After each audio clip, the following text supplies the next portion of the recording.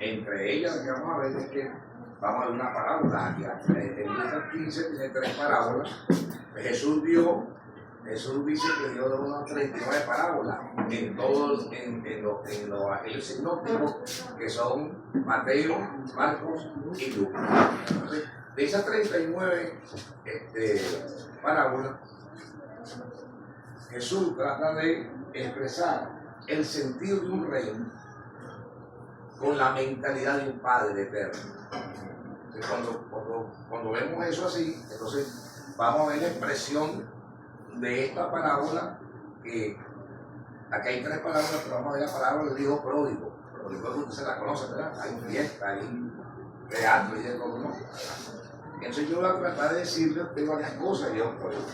Entre una es que a quién le está dirigido el mensaje del hijo pródigo, la filosofía del mensaje del hijo pródigo, el acto cultural, la cultura en el cual Jesucristo expresa la parábola del hijo pródigo, y sobre todo la actitud de Dios ante un perdido. Es importante, ¿no? No siempre el ser humano actúa como Dios delante del pecador. Bueno, porque tenemos nuestros resentimientos, porque tenemos cierta mentalidad, tenemos prejuicios, tenemos una parte cultural que no nos permite, porque sabemos que la cosa es así, ya saben, pero ¿qué dice la Escritura de eso? Entonces, cuando vamos a esta parábola de Dios, lo digo, porque la primera parábola que sale allí es una oveja perdida, ¿ok? La segunda es el dragón perdido, o sea, todo, ahí se pierde todo, pero se consigue todo. Aleluya. Se pierde, pero se consigue. Y el hijo pródigo se pierde, pero al final se rescata. Es una oportunidad de salvación para cada uno de nosotros. De una forma o de otra, nosotros hemos tenido cierta prodigalidad en nuestra vida. Que no hemos ido, pero que Dios nos ha conseguido. Amén. Entonces la Escritura, le digo esto porque se pone una base para entrar, para que ustedes entiendan hacia dónde va.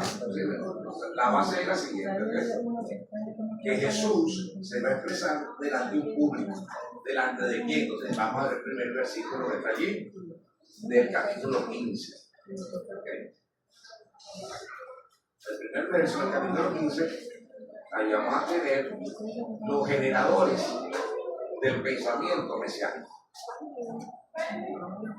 Porque Jesús dijo la palabra.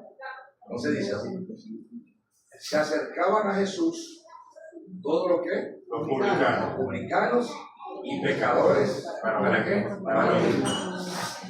Si vamos al tema publicanos y pecadores, claro, como que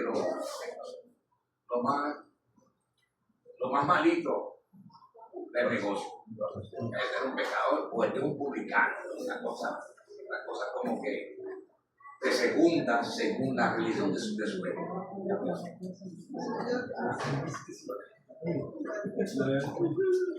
Entonces, cuando Jesús está hablando de eso, Jesús está diciéndole que se acercan los publicanos y los pecadores. Cuando se acercan los publicanos y los pecadores, ellos se acercaban porque Jesús tenía un mensaje para ellos. Jesús le llegaba al corazón de ellos. Entonces Jesús le estaba diciendo: mira, en el reino de los cielos cabemos todos. Si quieres, ven. Todos los que estamos aquí cabemos en el reino de los cielos. Y los que no están también caben. Su familia cabe, su primo cabe, su tío cabe, su mamá cabe. Toda su familia cabe. ¿Por qué? Porque Jesús vino a rescatar lo que se había perdido. Entonces, ese es el primer versículo. O sea, tenemos aquí algo exclusivo: pecadores y publicanos. No estoy hablando de ustedes, tener pecadores y publicanos. Era el mensaje que tenía Jesús ahí, el tipo de personas y de pensamiento que tenían aquí. Entonces, el segundo versículo saca a relucir también las otras personas que estaban allí. Entonces dice: ¿y quién? Y los fariseos y los escribas murmuraban diciendo: a los pecadores recibe, y con ellos ya vamos a ver entonces Y aquí entra la parte religiosa, la parte farisaica y la parte de los saduceos. Que ellos entre sí estaban divididos, pero se ponían de acuerdo para hacer la maldad. Es cuando como que somos enemigos, pero contra el otro nos unimos. Entonces los fariseos y los saduceos tenían ciertas características de su pensamiento, que eran doctrinas religiosas. ¿Okay? Entonces, ellos tenían un pensamiento de su gran maestro. Los maestros de los fariseos se llamaban Hillel, H-I-L-L-I-L, Hillel. Era un maestro contemporáneo de la vida de Jesús, era mayor que Jesús. De hecho, este maestro se muere a los 10 años, que Jesús tenía 10 años, pero la enseñanza que él venía arrastrando desde los 80 años, se vivió 80 y pico de años. Y este personaje tenía una filosofía que decía de la siguiente manera: es para que nos ubiquemos, porque Jesús le va a decir todo lo que le va a decir otro día. Entonces le dice: no le hagas a nadie lo que no quiere que te hagan. Eso decía Gilberto. Era una negativa en positivo. O sea, no le hagas a nadie lo que no quiere que te hagan. ¿Verdad? Pero ¿qué pasó con Jesús? ¿Cuál era el pensamiento de Jesús? Haz a los demás lo que quieren que te hagan.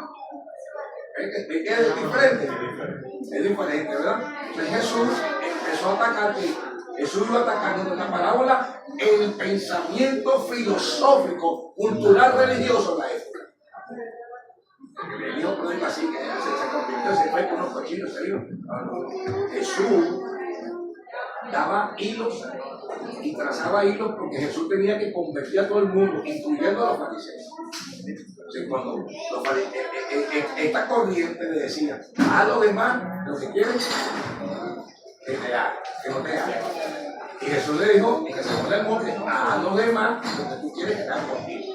Entonces Jesús le quitó esa filosofía, se la volteó y se la puso en positivo. Aquí eran los fariseos. Pero los saduceos tenían otro maestro que se llama Semaíla, un anciano, que ellos decían: si no cumples con la ley y si no te ajustas a la ley, tú estás condenado. De tal manera que si tú no cumplías los 613 mandamientos de la ley, tú no ibas al cielo. Esa era la filosofía de los saduceos. Entonces Jesús le decía, ¿verdad? Jesús le dijo a ellos: cuando yo te hable y digan que hagas una cosa, hazla, pero no hagas lo que ellos te dicen, lo que ellos hacen. Porque decían una cosa y hacían otra. Entonces Jesús está atacando ¿qué? La filosofía, la parte cultural y la parte religiosa del mundo. Hillel era el primero de los fariseos. Él era el abuelo de ¿quién? De Pablo. ¿Recuerda que Pablo se convirtió después? Más adelante se convirtió Pablo. Pablo se convierte porque Pablo era fariseo de fariseos. Su abuelo era Hillel, el que tenía la filosofía cuando Jesucristo estaba en la tierra. Entonces, cuando Pablo se convierte, Pablo dice: yo soy fariseo de fariseos. Se quedó, es amigo y otro caso. Era porque Pablo también traía la escuela de Hillel, su abuelo, que tenía que entonces romper con eso. Entonces, cuando esto llega así, Jesucristo le dice: pero tengo un público, tengo a publicanos y a pecadores, y tengo a fariseos y religiosos, que tenemos dos grupos de personas que hay que atacarlos a los dos, pero hay que bendecirlos y hay que salvarlos. Esa era la idea. Era la idea de Jesús. Jesús comienza a dar la primera parábola, da la parábola, y vamos a la parábola del Dios pródigo. Y ahí se le introduce. También un hombre tenía que dos hijos. Ahí están los dos hijos, ¿verdad? Los publicanos y los pecadores. Los otros dos hijos tenían los fariseos y los saduceos.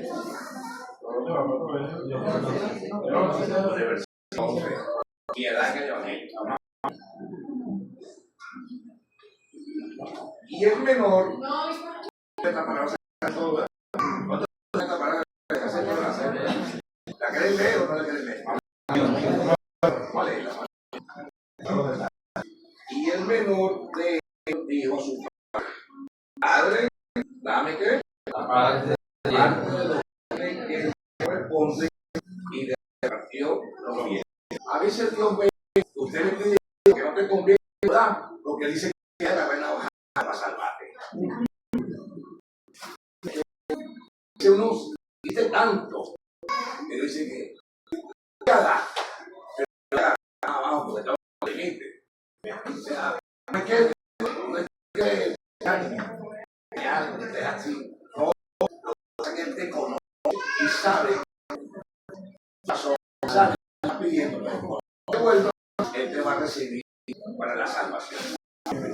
Nosotros estuvimos en el mundo perdido y Dios tuvo esperando 10 años, 15 años, 20 años, 30 años, hasta que nos conocimos a Jesucristo. Y cuando Él hizo a Jesucristo, nos abrió los brazos y dijo con la salvación. Amén. Jesús sabe lo que estamos pidiendo y Jesús sabe hasta que lo puede dar. Amén.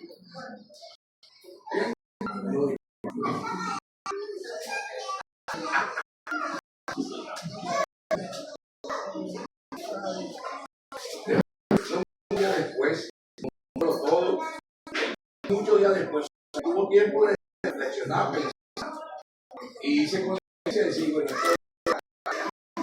entonces dice que, y se fue a una provincia apartada, y allí desperdició viviendo, se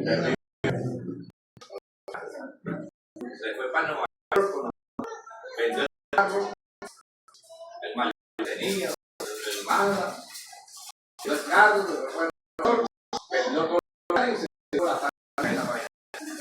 Y así hemos visto la mitad de los jóvenes viven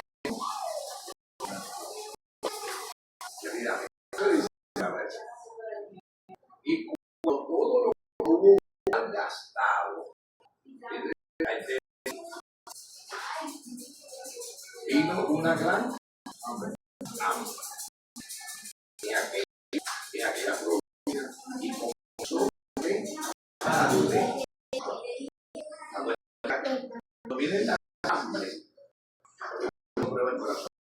cuando habrá una gran hambre y ya que va a ir cuando es porque Jacob una gran hambre y Jacob tuvo que cuando viene una hambre que yo estaba probando de tamaño de corazón como tú tienes hambre y tiene una arepita el hambre es el corazón de la gente no hay nada tremendo que fuerte eso dígale que está la tremendo y entonces dice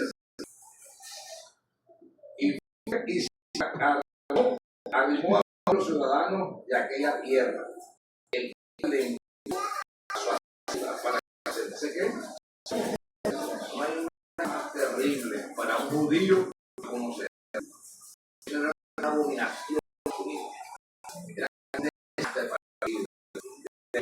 en judía los son inmundos si estás un cerdo es tu preso amigo tu hermano incluso más adelante vamos a ver comida arroz yo con el perro de la perrarita y come si vive cerdo come la cerdalina y vive de comer que la cantarina el hombre llegó a donde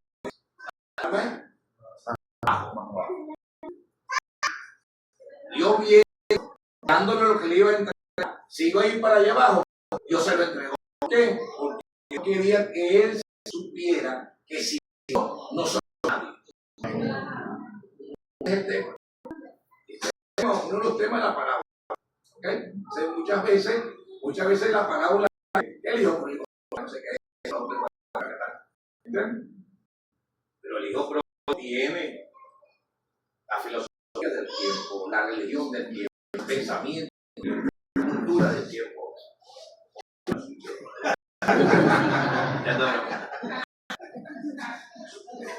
aquí estoy muy tranquilo, y me siento como me siento en mi casa, culto en la casa. Dios, Jesús, está dando que la filosofía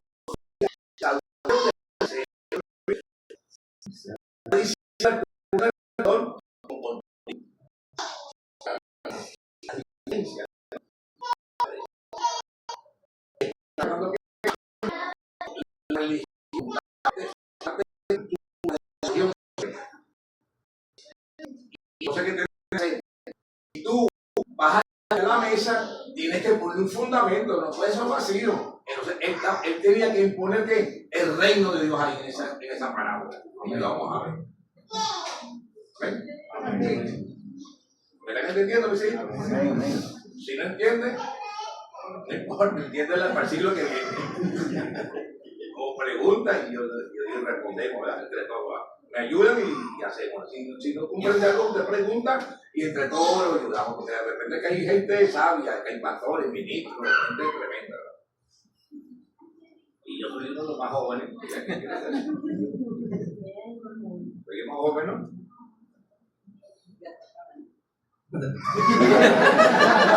Esta hermana aquí le invitó al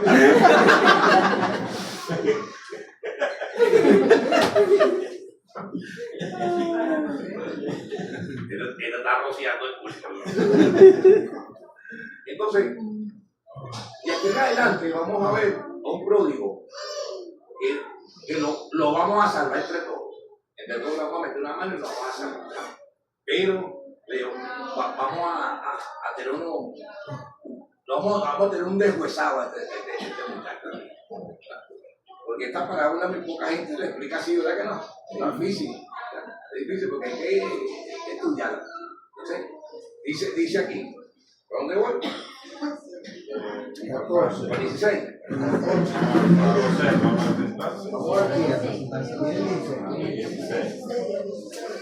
¿Y deseaba qué? ¿De la qué?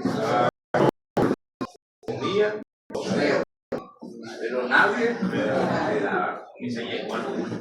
Hay gente que toca, tú sabes, toca fondo que tú tienes que ir a buscar. Un muchacho vivía por allá, entonces debía predicar muchas veces y empezó a vivir. Y los dos empezaron a vivir en el Guaire, debajo de Plaza Venezuela. Entonces usted conoce Caracas, debajo de Plaza Venezuela, nos debajo así en el Guaire. Ahí viven, yo viví 300 familias, yo me metí para allá. Y ahí esos dos muchachos vivían ahí. Y esos muchachos tocaron fondo con la droga, porque tenían dinero y se metían droga. Y no sé, resulta que entonces yo les prediqué, y pasé el cuento largo corto y les prediqué, y lo metimos en un centro de rehabilitación que estamos fundando, el Remar, en el Junquito, y ellos, cuando nos bañamos, y una cosa impresionante, eran catires. Y tú lo veías más entonces yo lo bañé, le pegué la manguera porque eso olían a diablito, olían. Y lo metimos una manguera los dos, y resulta que los tipos eran blancos. Y digo, muchacho, pero estás manchado. O sea, no, tengo 2 años y medio en la calle, viviendo en la calle. Y resulta que tocaron fondo, pues. Tocaron fondo y Dios los levantó, y los dos muchachitos eran de buena familia, eran concertistas de cello. Se redimieron y me llamaron y fui al CELAC a escucharlo. Yo lloraba.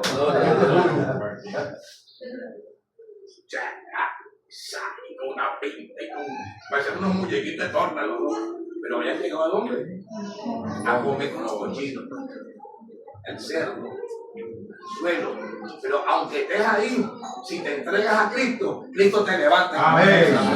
Cristo no te va a dejar ahí. Cristo nos ama de una manera extrañable en nuestra vida. No importa lo que hayamos sido en nuestro pasado. Cuando uno llega a Cristo, nueva criatura es. Las cosas ya pasaron, es aquí cosas hechas nuevas. Amén. Por tu pasado, el que te culpe por tu pasado es el diablo. Jesús te dice que te borró todo tu pasado lo echó al fondo del mar y dice que más nunca se acordará de eso. Así que no olvide su pasado, vive su presente y un futuro que le corresponde en Cristo Jesús. Entonces, este señor ya tocó mucho fondo y dice, y deseaba llenarme y volviendo en sí, ay, ya que está, a eso me encanta. Dice que volviendo ¿qué? En sí. Volviendo en sí. O sea que estaba fuera de sí. Estaba perdido. ¿Qué hago tú aquí? Porque de repente la gente, llega un momento que la gente dice que, ¿qué hago tú aquí? O sea, ¿volvió qué? En sí. Porque el diablo lo tenía ¿qué? Cautivo. Lo tenía con malos pensamientos, lo tenía olvidado, lo tenía destruido, lo agarró y lo bataqueó contra el suelo, le quitó la herencia del papá, le quitó la familia, le quitó al hermano, le quitó al padre, le quitó a la familia, estaba solo. Entonces, ¿qué hizo? A uno verse solo,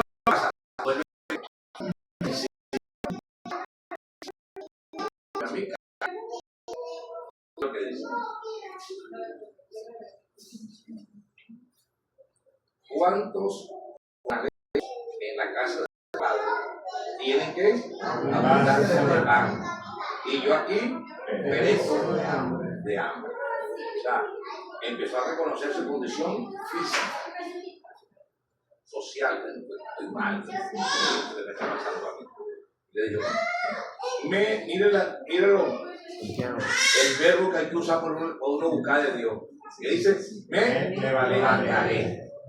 Eso es lo primero que tiene que decir, me levantaré. Es una acción. Me levantaré e iré a mi Padre y le diré, Padre, he pecado contra el cielo y contra ti. Vean lo que está diciendo Jesús aquí, que está poniendo al hijo pródigo a pedir perdón. Primero, ¿a dónde?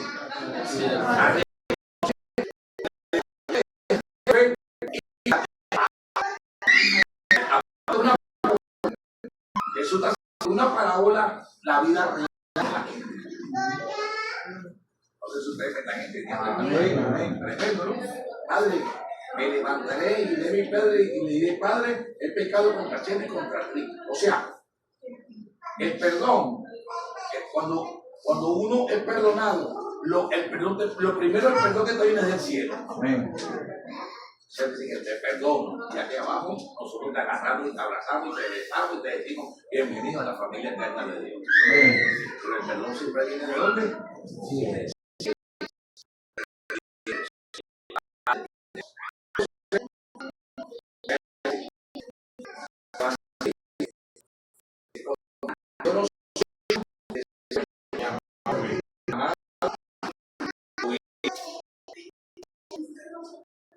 Háceme como uno de sus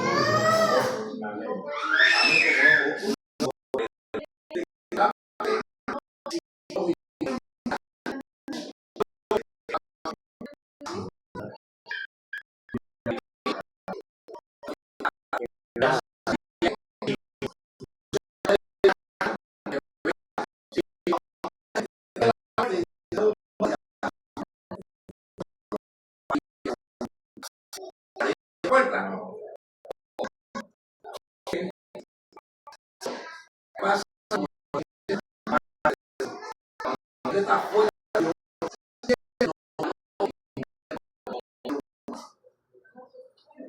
Ya no soy Dios, ya no soy hijo.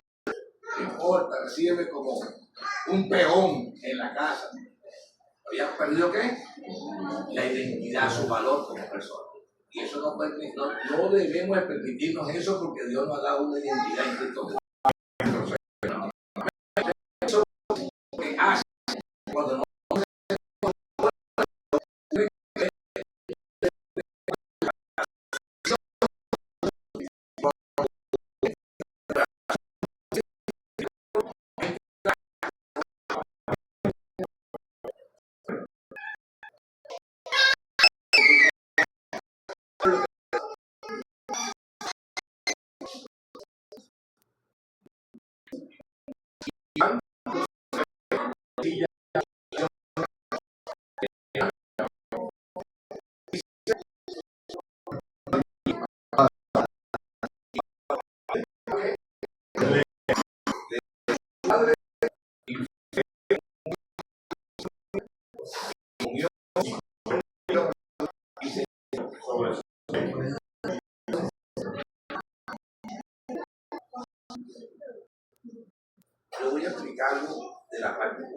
final de este movimiento.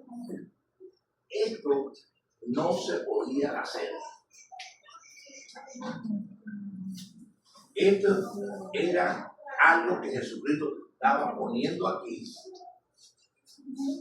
Y culturalmente y socialmente no se podía hacer.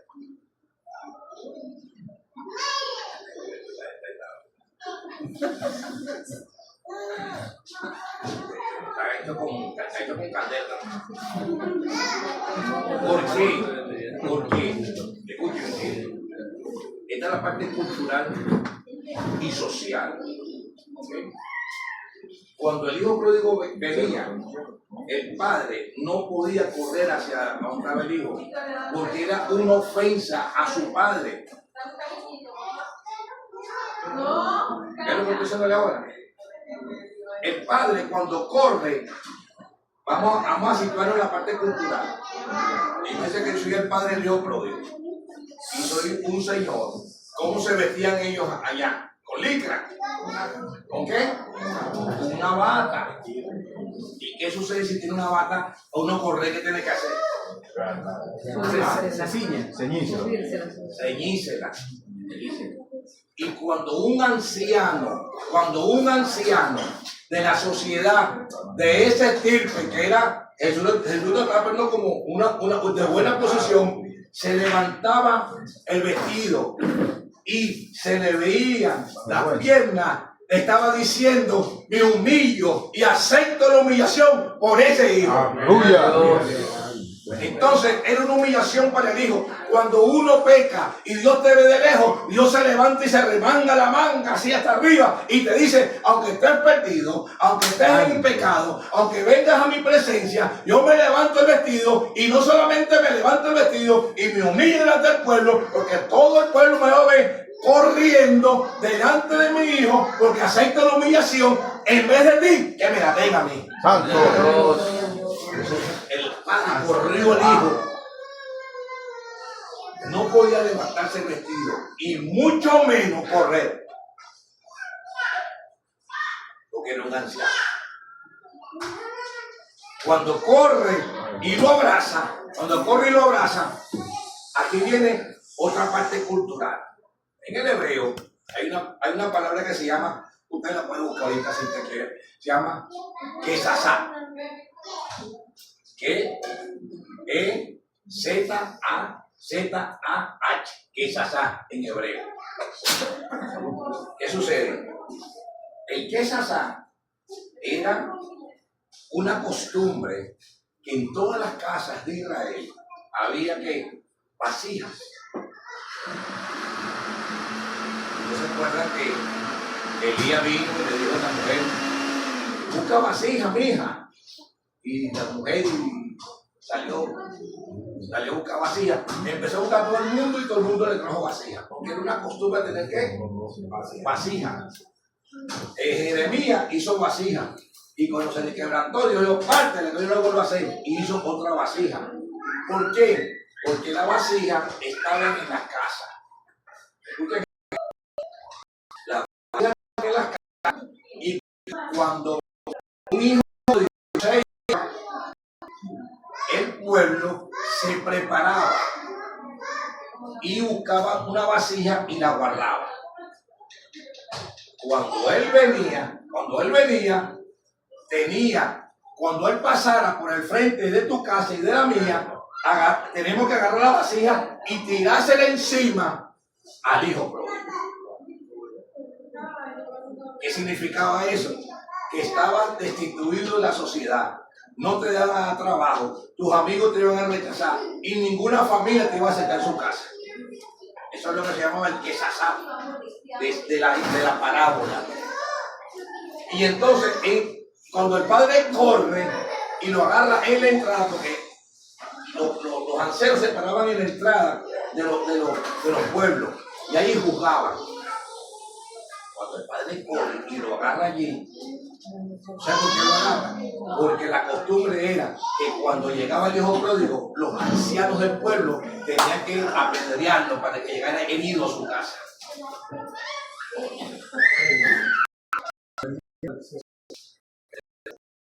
que no quiera su familia.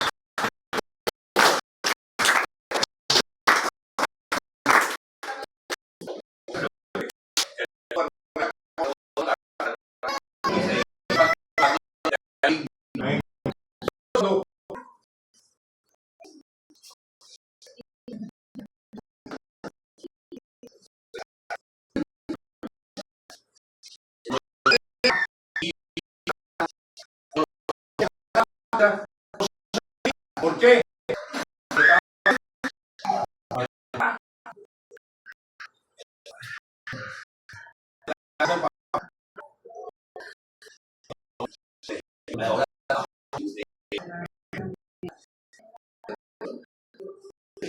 El padre tenemos nosotros.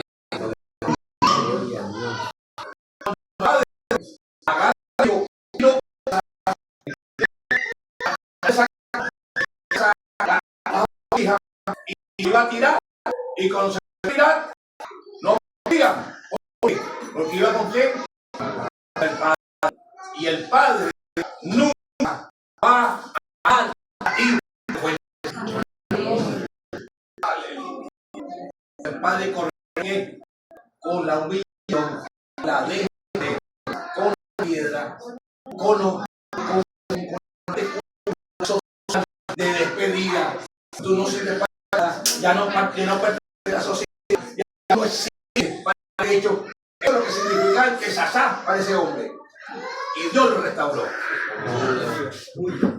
¿Verdad que la parábola, ahora la parábola es diferente?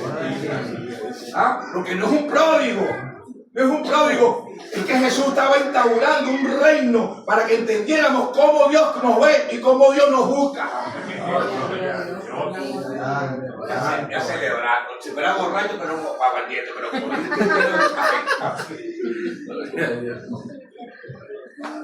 es lo que le digo, el Padre lo trae y la gente iba a tener la vasija porque tenía que tener los pies, ¡plá!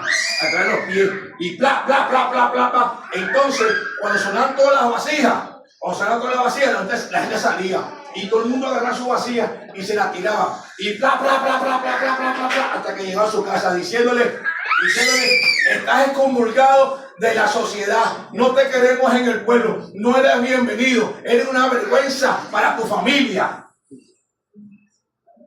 Pero en esa oportunidad, Jesucristo, que conoce la cultura, le estaba diciendo, pero el Padre corrió los trajo y no se escucharon los que Sasá. ¿Por qué? Pues cuando Jesús se mete en la vida de nosotros, los acusadores ya no existen. Porque Jesús pagó por nosotros por el precio. ¡Aleluya! ¡Aleluya!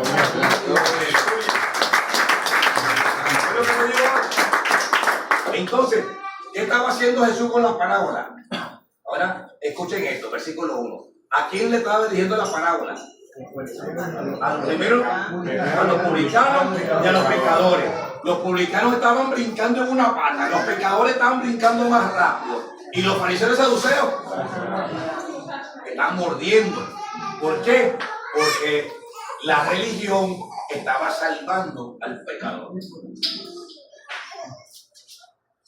Es la parte cultural, social, filosófica, religiosa de la época. Entonces Jesús, ¿qué hizo Jesús? Le transformó el pensamiento y el mecanismo mental que tenía.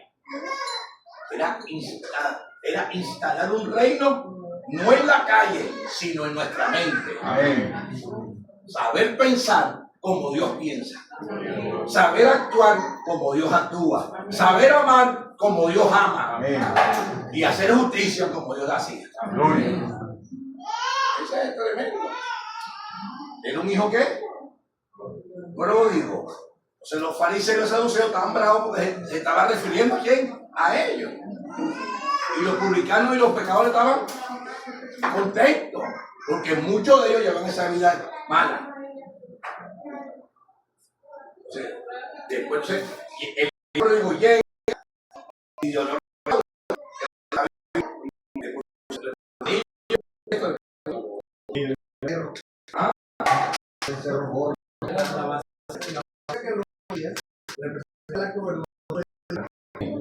era que estaba diciendo, estaba representando, cómo se vuelve a solo los fariseos no tenía arreglo más, no servían. Claro, porque acuérdate que la vasija, el paralelismo de la vasija es cuando Jeremías hizo una vasija. Jeremías hizo una vasija y la vasija se rompe. Y Jehová le dice que rómpela. Y Jeremías decía, no, ¿cómo la vamos a romper? Rómpela que la hago de nuevo. Eso es lo que está haciendo Jesús. Hace de nuevo. Aunque lleguemos cuadriculados, aunque lleguemos rotos, destruidos, Dios nos hace de nuevo.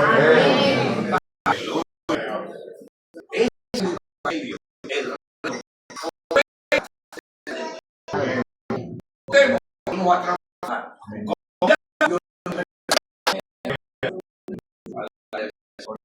Muchachos,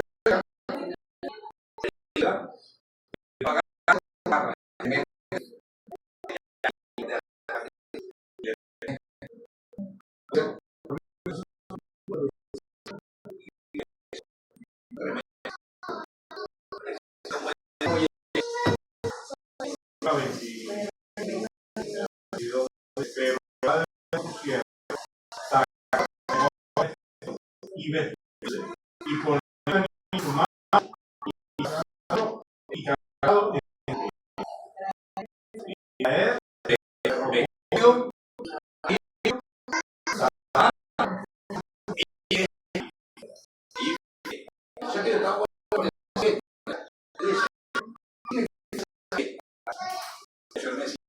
cuando el Señor se arrepiente, hay fiesta.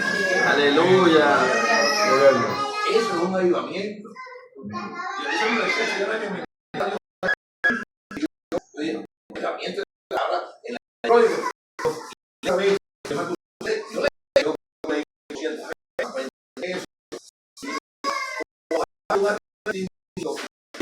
la casa, ayuda a mí. Cuando tú llegas, el llega.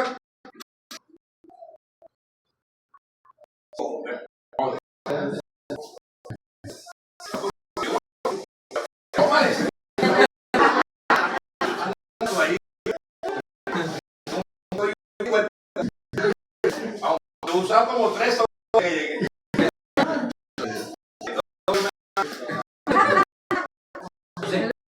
Cuando el hijo llega, me mete al muchacho, le mete la fiesta, la mega tumba, ¡pah! Viene el hijo, viene el otro.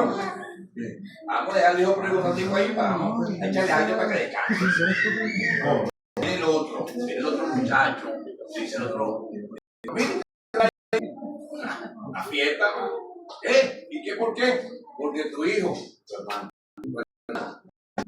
¿estaba qué? Perdido. Pero mira lo que dice, es lo que le dice al hermano. El que estaba como, para Dios estaba como muerto. O sea, puedes ir caminando por la vida, pero estás muerto. Alto. Ay. Terrible. Pero no lo digo yo, eso lo dice la Biblia. Yo no escribí ese libro. Yo no estaba ahí. Entonces, cuando él vuelve, el hijo se puso como incómodo. ¿Sí o no? El mayor. El mayor se puso como bravo. Y le van a tirar una fiesta de ese tipo que se llevó los reales, se gastó el carro, se gastó los reales, se gastó todo y ahora viene y tú lo recibes como si fuera un... No me mata, y a mí no me mata un toro. Entonces fíjate una cosa, la primera parte salva al pecador, al bandido sin vergüenza, publicano y pecador. La segunda parte era el que siempre está correcto, el que siempre está en la casa, era el fariseo, era el saduceo, el religioso, que no peca, que está siempre allí, que no se mueve para ningún lado. Entonces ahí le venía la enseñanza que al fariseo y al saduceo. Para el segundo hijo mayor, que tenía toda la herencia, pero que no la disfrutaba. Gloria. Claro. Entonces, ¿qué sucede? Jesús le dice al pecador, ven y está conmigo y tiene una nueva vida. ¿Entiendes? Y cuando llegó Nicodemo, en el capítulo 3 de Juan, con Nicodemo, Jesús lo confrontó. Dijo, tienes que nacer de nuevo. Obvio, ¿cómo va a nacer de nuevo ese señor? Tiene 80 años. Es que me tengo que meter en el vientre de mi madre. Y dijo Jesús, Nicodemo, ¿estás tan bien? ¿Entiendes? Maestro de la ley. ¿Y qué hizo Nicodemo? Después Nicodemo seguía a Jesús y era discípulo del maestro. O sea que los saduceos y los fariseos cabían por tener que reconocer al Mesías. Pero vamos a atacar el otro. Vamos a atacar. El muchacho incómodo se pone bravo y hace una cantaleta ahí. Y se para ahí. Y le dice, oye, tú nunca me has entregado una camucha, una parrillita, un perro caliente, nada. Y mira lo que le dice Jesús. Jesús le dice que tú siempre has estado conmigo y lo has tenido todo. Ahora, saber que lo tenemos todo y no disfrutarlo, esa es la peor ignorancia de la vida de uno. Tener toda la Biblia y no entenderla es lo peor que podemos tener en la vida de nosotros mismos. Entonces Jesús estaba atacando que el pensamiento farisaico y atacando también el pensamiento de los saduceos, que lo tenían todo, pero no lo disfrutaban. Tremendo. Tremendo. El padre tiene esas conversaciones, pero fíjate que el padre estaba confrontando a los dos grupos. El hijo pródigo era era un grupo, y el segundo hijo, que era el otro pródigo, pero dentro de la casa, era el segundo grupo. Habían dos pródigos, el mayor y el menor. Lo que pasa es que el mayor estaba prodigando amor en la casa y el otro estaba por fuera. Los eran pródigos. Este muchacho hace la fiesta y mira lo que dice. Busquen los versículos al final, porque usted vea lo que dice. Último 2, 3. Por ahí viene cuando dice, pero cuando vino a su hijo, le digo, entonces tu hijo que ha consumido tus bienes con ramera ha hecho matar para él el becerro gordo. Y entonces él entonces le dijo, hijo, tu tiempo, tú siempre estás conmigo y todas mis cosas son tuyas, mas era necesario hacer fiesta y regocijarnos porque tu hermano, era muerto y él ha revivido. Se había perdido y es hallado. Ahora fíjate una cosa, con esto voy a terminar con esto. O sea, aquí sí me tienen que ayudar. Me tienen que ayudar con esta, porque este es el extraordinario de Dios. ¿Dónde terminó el padre en la parábola? ¿Dentro de la casa o fuera? ¿Dónde terminó el padre en la parábola? ¿Dentro de la casa o afuera? ¿Ah? Cuando recibió la ¿Afuera? El padre estaba dentro, ¿no? ¿Y después pasó? Después salió a recibirlo. Después a recibir al hijo. No, porque el mayor salió de la fiesta. ¿Yo no? ¿Qué dice? No quería entrar, salió por tanto su padre y le rogaba que entrase. ¿Dónde se quedó el padre? ¿Afuera o adentro? ¿A dónde? Afuera. Afuera. Salió y le dijo. ¿Sabes por qué? Porque el padre está afuera todavía, esperando que muchos de nuestras familias se conviertan a Cristo. Él no va a entrar a la casa, él no va a cerrar la puerta hasta que nuestra familia, a que nosotros le prediquemos, se vengan a Cristo Jesús. ¿Entiendes? Entonces el padre se quedó afuera y es lo que estaba diciéndole Jesús a los fariseos y saduceos: muchachos, el padre lo está esperando y ustedes no entran. Gloria a Dios. Gloria. Bendito sea la misericordia del Señor. Aleluya. Muchachos, ¿qué están haciendo? Le decían los fariseos, los saduceos. ustedes son los hermanos mayores y no entran a la fiesta. Estás afuera. ¿Y qué hizo el padre? Se quedó afuera. Porque el padre nunca va a abandonar ni el pródigo de afuera ni el pródigo de adentro. Dios está diciendo en esta parábola, y con esto voy a terminar, ¿verdad? Que eso está diciendo en esta parábola. El reino de los cielos se basa en la salvación en Cristo Jesús, el amor al prójimo y la aceptación de una persona como sí mismo es. Ese es el reino. El reino se basa en lo que tú eres y lo que Dios está haciendo contigo. Y yo tengo que aceptarte como tú eres, porque tú estás en un proceso de santificación, todo eso de crecimiento. Y así como tú eres, Dios te está haciendo, y yo no tengo el derecho de juzgarte a ti, porque Dios te está haciendo a ti como me está haciendo a mí. El reino de los cielos, que es un crecimiento continuo hasta parecernos en la estatura de Cristo Jesús nuestro Señor. Y ese es el evangelio que está explicando en la parábola. El evangelio es amor, es salvación, es entrega, es humillarse por el otro, es buscarlo a la calle, es esperarlo, es besarlo, es vestirlo y recibirlo y hacer fiesta con un pecador se arrepiente. Gloria a Dios. Dios le bendiga igualmente.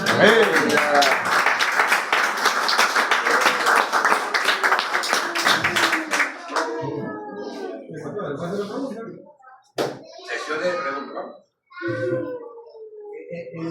En la cultura, heredaba el hijo mayor, ¿no? Porque hay una sola primogenitura. No hay dos, ¿verdad? Debía heredar era el mayor. Y de hecho el mayor, aunque era el heredero, pues vivía como que no lo fuera. Pero cuando el menor pide su parte, ¿qué está pidiendo? ¿Qué es lo que merece? ¿Qué es lo que, según la cultura, qué le toca? ¿Qué le toca?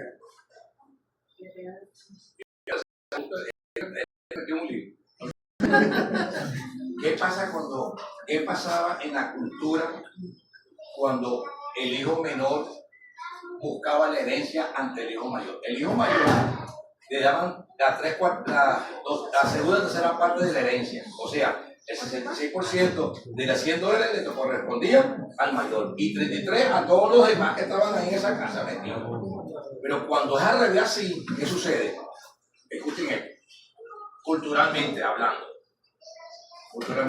Cuando el hijo menor pedía una herencia al padre, le estaba diciendo al padre,